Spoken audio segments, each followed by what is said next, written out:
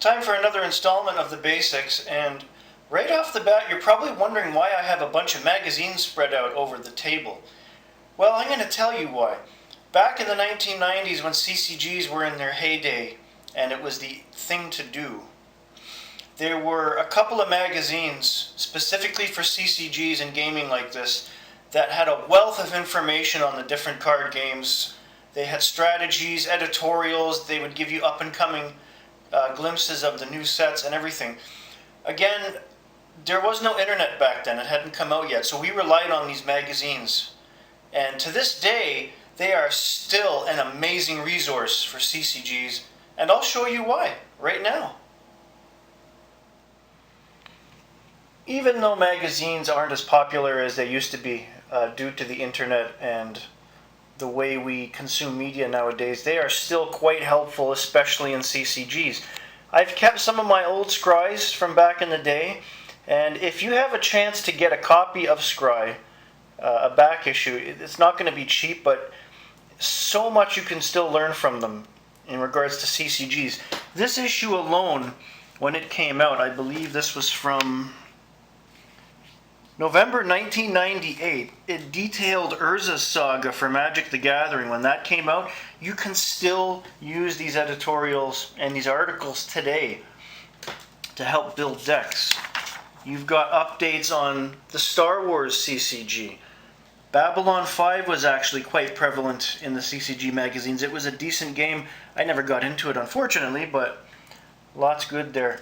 As well as articles that also gave you deck building options. It would give you a deck that you can try to make and use in tournament play or play with your friends.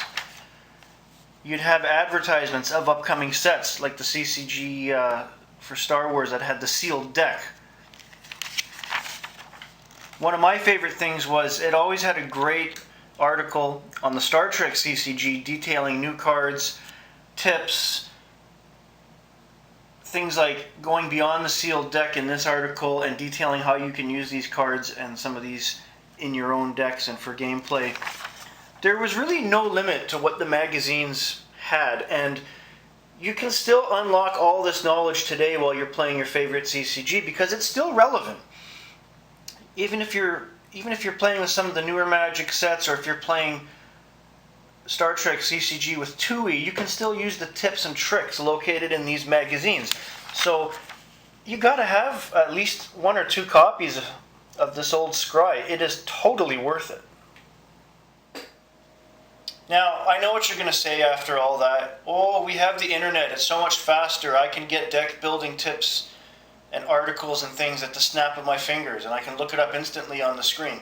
Yes, you can, but at the same time, going back to an old magazine back issue such as Scrye, it's a throwback to a different time when, as a CCG player, you couldn't wait month to month for the next Scrye or even the Inquest magazine to come out so you could research more about the CCG you played and better ways to play it. These back issues hold a wealth of knowledge on CCGs. Some of it might be out of date, but a lot of it is still relevant today, and it's something that any serious CCG gamer should have, even if you only have one. Anyways, that's all for today. Have a great day, everybody.